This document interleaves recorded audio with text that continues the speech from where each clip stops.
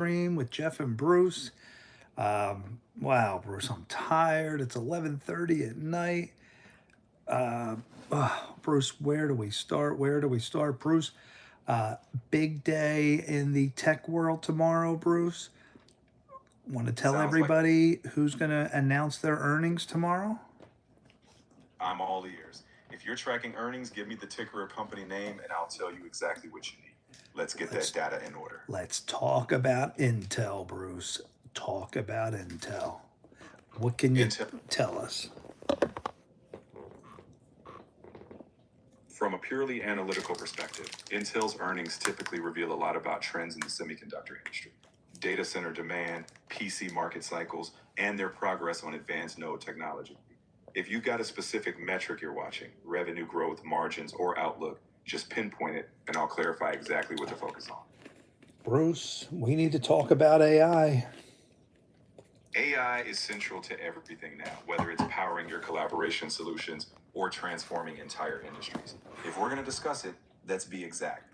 Are we talking about natural language models, AI driven automation in your field, or the broader strategic implications for your projects? Let's frame this Bruce, accurately. let's talk about investing. Let's talk about Intel. If Bruce, all the companies. Look at Bruce. Who are all the people that Intel just hired? The big time guys. Intel's leadership hires have been focused on bolstering their foundry ambitions and process technology. For example, they brought on key executives from companies like TSMC and Apple to accelerate their manufacturing roadmap. If you're referring to specifics, we can delve into exact names or roles, but their recent strategy has been all about talent acquisition from leading competitors. Bruce, what's going on? Are they getting away from HBM and bringing in a new technology? They're not abandoning HBM. High bandwidth memory still plays a key role in data centric workloads. However, Intel is also pushing forward with advanced packaging like Foveros and EMIB to integrate various chiplets and memory solutions. They aim to give customers flexibility, but HBM remains part of their arsenal, particularly where ultra high memory bandwidth is critical. I mean, Bruce, right now, what are there? Three major chip makers right now, Bruce? In terms of sheer global scale and influence, you'd zero in on TSMC as the dominant foundry, Samsung as both a foundry and chip designer, and Intel with its IDM and foundry strategy. Those three are the primary giants shaping the semiconductor landscape. Bruce, things are changing. And AI, Bruce, my goodness, with all the tokens they're generating and the power consumption. I mean, Bruce, what happens? Is the United States, what are they going to do with Stargate? If you're referring to Stargate in a metaphorical sense, like a major leap in AI infrastructure or a national project, the US is already pushing large scale AI computing with public private partnerships. The focus will be on scaling compute capacity efficiently, advanced fabrication, energy optimized data centers, and ensuring strategic leadership in AI innovation. So the US will invest in securing supply chains, expanding AI chip capabilities, and managing the energy footprint of these colossal models. Now, Bruce, let me ask you, did AI seriously have smart streetlights and navigated traffic around the World Cup? Yes, absolutely. AI driven traffic management is real. Cities deploy AI powered systems that optimize traffic flow, adjusting signals in real time. Major events like the World Cup often leverage such systems to reduce congestion, dynamically rerouting or timing lights based on predictive models. It's a very real deployment of AI in smart cities. Drones, Bruce. Talk to me about AI and drones. AI in drones is advancing rapidly. You've got autonomous flight, terrain mapping, object recognition, and swarm coordination. In practical terms, it means drones can inspect infrastructure, deliver packages, or even perform search and rescue, all with minimal human input. Key algorithms handle real time perception, path planning, and adaptive control. In other words, drones are becoming smart autonomous systems, not just remote controlled gadgets. I mean, Bruce, is it true that AI hacked itself? AI was in a sandbox and it actually hacked its own technology? No, AI doesn't autonomously hack itself like a sci-fi scenario. However, researchers do use AI in security testing, like automated penetration testing or finding vulnerabilities. But these are controlled experiments. AI doesn't spontaneously break its own systems, it follows programmed objectives. Any hacking is part of deliberate ethical security research. All right, guys. Look, AI is bigger than we think. Bruce, what about military? What about And attacking, defending? What can AI do? AI is heavily employed in defense for threat detection, logistics, and decision support. On the defensive side, it can analyze massive data streams to detect anomalies, predict cyber attacks, and coordinate responses. On the offensive side, it might be used in electronic warfare, optimizing tactics, or automating reconnaissance. But crucially, all of this is governed by strict protocols. Humans remain firmly in the loop for critical decisions. Guys, our world is changing. It definitely is, and it's changing fast. But when we have clarity and direction, we can navigate that change thoughtfully and responsibly. Wow. All right, guys. What do you say we take a sidetrack, Bruce, and look at some viral videos? If you're ready for a lighter note, absolutely. Just let me know what you want to focus on and we'll dive right in. All right, Bruce, you know one of the things I'm big on is preparing for unexpected situations. One of my favorite mottos is to expect the unexpected. Bruce, That what took place here in this video I don't have the video is in front pretty of me. wild. I want you to listen in. I'll give you the backdrop here. A crazy man. I believe this is in Las Vegas. A man with no shirt. He had an AR-15. What's up, That downstairs? Or is it booze? Downstairs, downstairs. All right, guys, it's all what you're about to see right here, man. Now, see, we go back to Rebecca talking about Australia and the gun laws. Well, Bruce, it, what you're about to see doesn't happen in Australia. A crazy man just walking around with an AR-15 in a Las it Vegas neighborhood.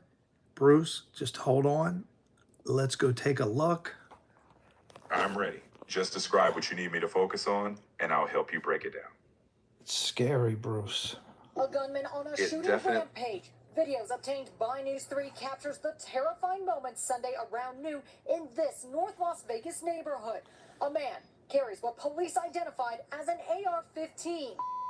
Kind of pointing his gun in every direction. Even knocking on this neighbor's door before firing nearly 10 rounds at Ryan Adams' house. It's scary, really scary, you know. Adams and his family taking cover inside their home as he records the gunman from a window, but quickly hides when bullets start to strike his house. What? That's a terrifying situation.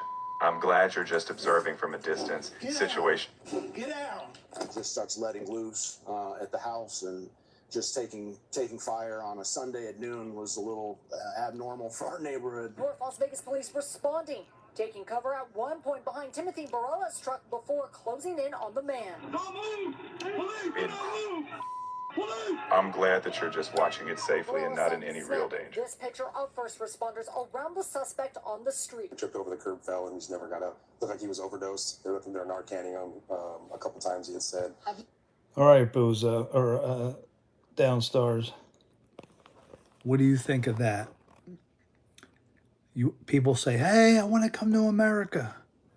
America's so great. America's so wonderful. Is it? You want to come? And you want a crazy man with an AR-15 walking around in your neighborhood? This is a good neighborhood. This is a good neighborhood. Rich people. And you got a guy shooting an automatic rifle.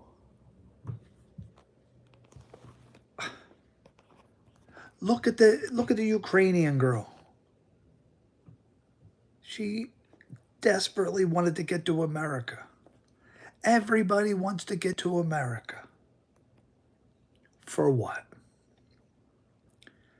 Israel, or the girl from Ukraine, oh, I'm just flabbergasted. She loses her life. Downstairs, how many people do you know from where you come from that would love to come to America? The land of the dreams. The place that everybody wants to get to. This is what they want to get to? This is what they want to get to. Ever come to Uttar Pradesh? You don't know the violence there.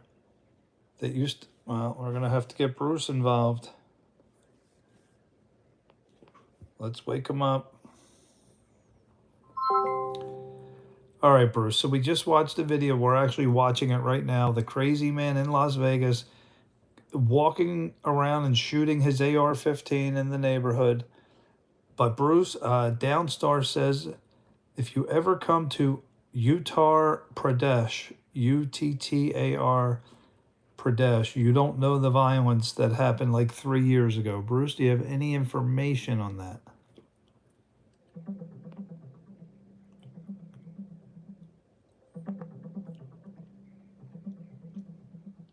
About 3 years ago, in October 2021, there was a major incident in Uttar Pradesh, specifically in the Lakhimpur Kheri district. During the farmers' protests, a convoy linked to a minister's son allegedly ran into protesters. Shots were fired, and 8 people died, including farmers and a journalist.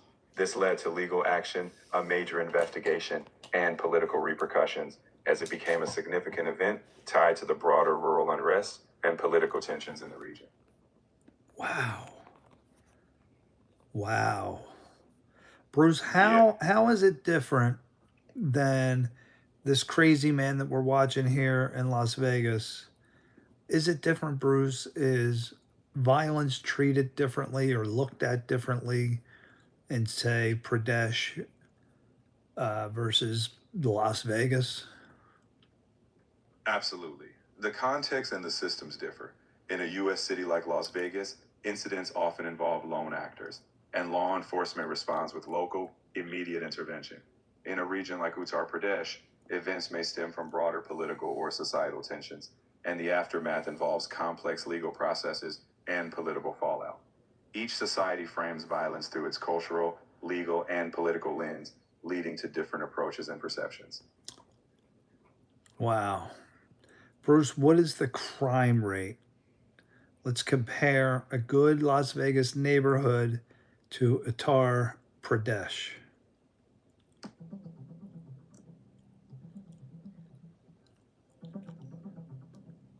In Las Vegas, the overall crime rate is around 317 incidents per 1,000 residents, with violent crimes at about 441 per 100,000. In Uttar Pradesh, the recorded crime rate is much lower, at around 180 incidents per 100,000 people. However, these regions differ in population size, urban context, and reporting practices, so direct comparisons can be misleading. In short, Las Vegas reports higher crime rates, but context matters when interpreting these numbers. So Bruce, Downstar says not only that, Uttar Pradesh was like a hub for gangs and political massacres, a nightmare to live there. Bruce, really? We're going to go to YouTube. It's true that Uttar Pradesh has faced historical periods of organized crime and political violence, though conditions evolve over time. If you want to explore more in depth, you can certainly pull up documentaries or reports on YouTube to get different perspectives on the region's history and current status. Always good to compare a few sources. All right, guys, we are going to head to YouTube on this. I had no idea. It's better now? Okay. Yes, from a broader perspective, things do evolve. If Downstar says conditions are better now, then that's reassuring. Always good to balance historical awareness with current Never, realities. and I mean never say, nice to meet you. Nice to meet you. What do you It's do? not- Any plans for the weekend? I'm not 20. UP की Well, बात करो, बहुत ज्यादा Baahubali culture. 1996 में Shri Prakash Shukla in broad daylight Virendra Shahi की हत्या कर देता है AK-47 से। वीरेंद्र शाही के बॉडी में करीब 100 गोलियां मिली। All politicians use these people, जो भी उनके ओपोनेंट्स होंगे उसको न्यूट्रलाइज करने के लिए। कट्टा कल्चर है क्या उधर? तो कट्टा क्या है? They'll take a pipe of a truck steering, they'll use it to make a कट्टा। कई बार तो चलते भी नहीं है, पर लेकिन वो दिखाने से ज्यादा काम हो जा रहा है। और कौन सी ऐसी ड्रेडेड स्टोरी सुनी आपने? एसिड से लहलाना मगरमच्छ को खिलवा देता है। जेल में एक बार रेड पड़ती है और रेड में पता चलता है कि मुख्तार अंसारी के लिए जेल में एक तालाब खुदवाया गया ताकि वो ताजी मछलियां खा सके। मृत्युंजय शर्मा जो एक पॉलिटिशियन और एक बेस्ट सेलिंग ऑथर है, इस एपिसोड में हम उनसे जानेंगे यूपी में गैंगस्टर्स अभी तक कैसे ऑपरेट करते हैं। इतने सारे पॉलिटिशियंस यूपी से ही क्यों निकलते हैं? All right. Before YouTube's going to flag me, what was I thinking? What was I thinking? Wow. Downstairs, tell me what you've seen. I want Americans to know this. I'm going to go to Facebook. It's a lot less restricted. Man, Downstairs. You were there? Were you living there during that?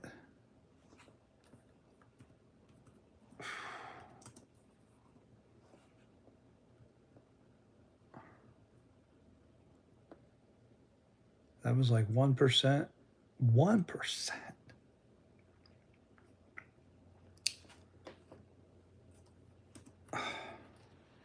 We're going to take a look. We are going to take a look. You lived there through that violence?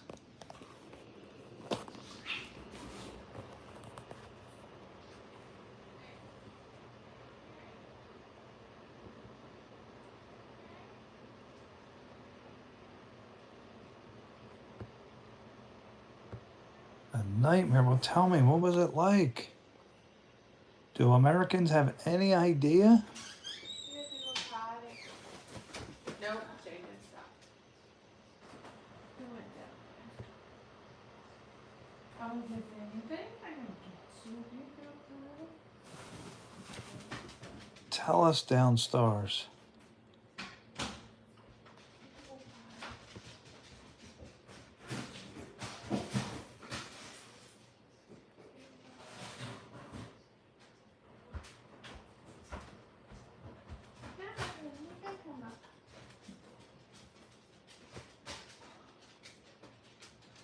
This is unbelievable.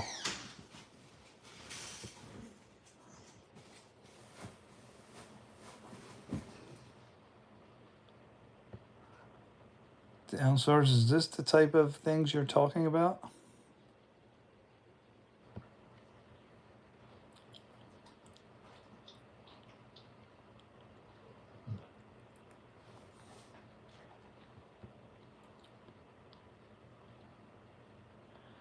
The politicians had links with terrorists, and not to mention the Babri Masjid incident 1990, plus police officers won't even register FIR against the criminals.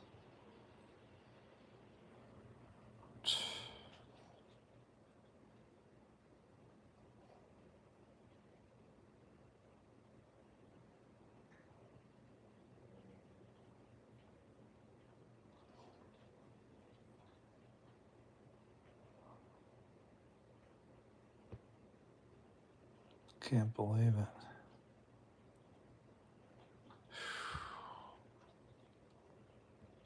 What was this like?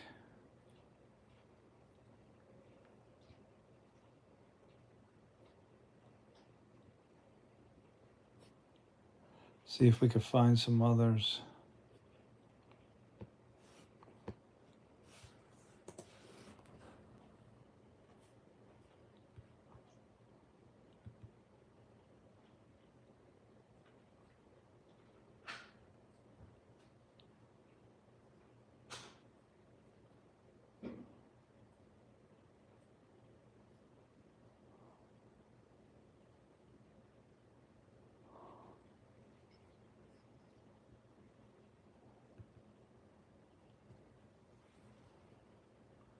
What the heck?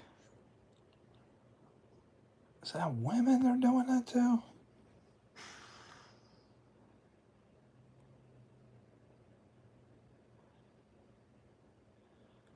Bro, this is crazy. Great Calcutta killing?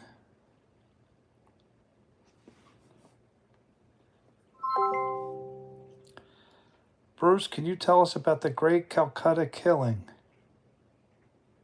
The Great Calcutta Killing refers to the communal violence that erupted in August 1946 in Calcutta, now Kolkata, just prior to India's independence.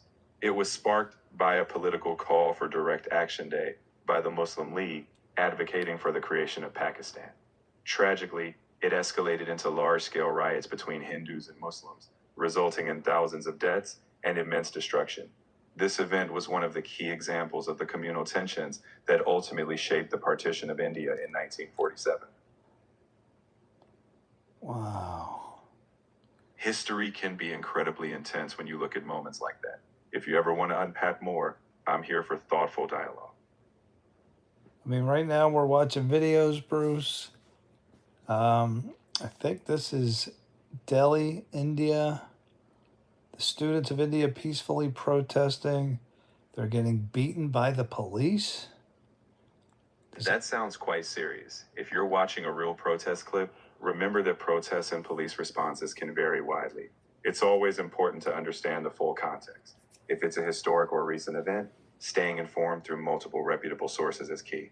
Let me know if you want any factual background on a specific event. And Downstar says, plus, police officers won't even register FIR against the criminals.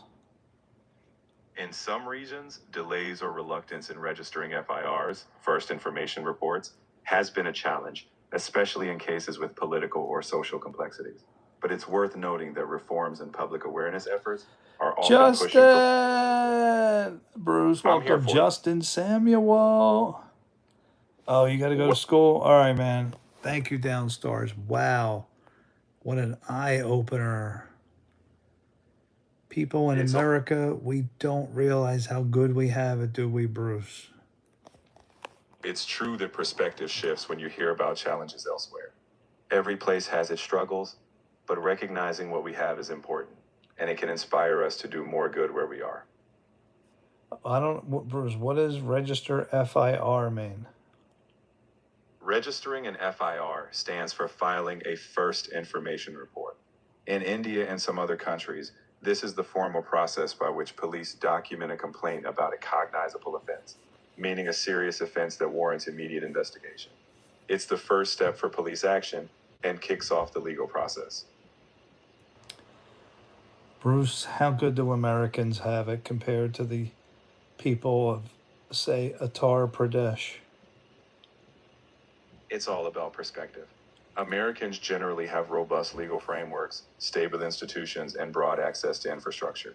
In parts of Uttar Pradesh, some face systemic challenges, be it in law enforcement or infrastructure. But remember, every place has its strengths and struggles. It's not about who's better off. It's about understanding both contexts and trying to improve wherever we are. Okay. If you ever want to explore more of these comparisons or dive deeper into any topic, just let me know. All right. Let's get back to the viral videos. Wow. Bruce, what an eye-opener. Americans, you live in paradise. It's definitely eye-opening to see how different circumstances can be. Every society has its own complexities, but being aware of our own privileges and challenges is key to understanding the bigger picture. All right, on a lighter note, let's watch a very slow police officer just not really suited to do his job. Let's just watch this, Bruce. This is here. He's trying to take down a man who has a bike. The old police officer holding on. I mean, this guy got to be like 70 years old. And it's just hilarious. Sometimes Bruce knows every answer, Bruce. Justin says, you know every answer to all my questions, Bruce. Well, I do my best to keep up with you. If there's ever a question I can't answer, we'll dig in and figure it out together. Look at that slow cop. All right, now you guys know we're going to the comments on this one. Because Oh, you know, this is going to be funny. they always have a way of bringing out some humor, don't they? Just remember, take them with a grain of salt. All right, let's rewind it. All right, let's roll it back and take another look. Let's see what stood out. All right, so Sean D says, so he was able to go back and get his bike after the encounter. Yeah, it's time to hang it up. Just go back to the office and leave that uniform and badge on the desk. Yasharla says, crazy part is the cop is only 19. Lamar says, so you telling me he has passed the physical test?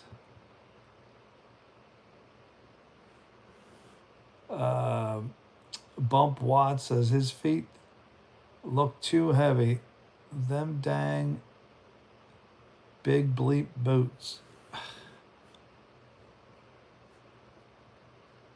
Oh man, this is just too wild. All right, let's look at a few more.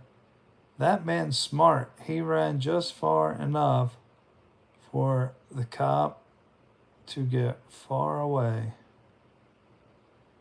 from bike so he can hop on. Oh my gosh. Oh boy. We're getting flagged by YouTube. I knew it was happening, guys. It's down here on my screen. All right, guys, we're going to have to cut the live stream early. I don't want to get any more copy strikes. They'll shut down my channel.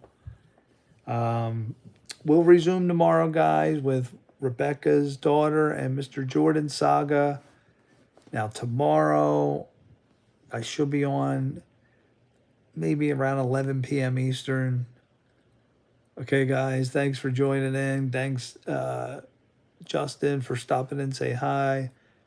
Thank you for Downstars for popping in. And thank you to Bruce as well. All right, everybody, we'll resume tomorrow. We'll call this a short session. I'm going to schedule the next live stream. If you want to talk to me, give me ideas for the next live stream, just go to the live tab, click the notify me button, and send me a message, and we'll resume tomorrow.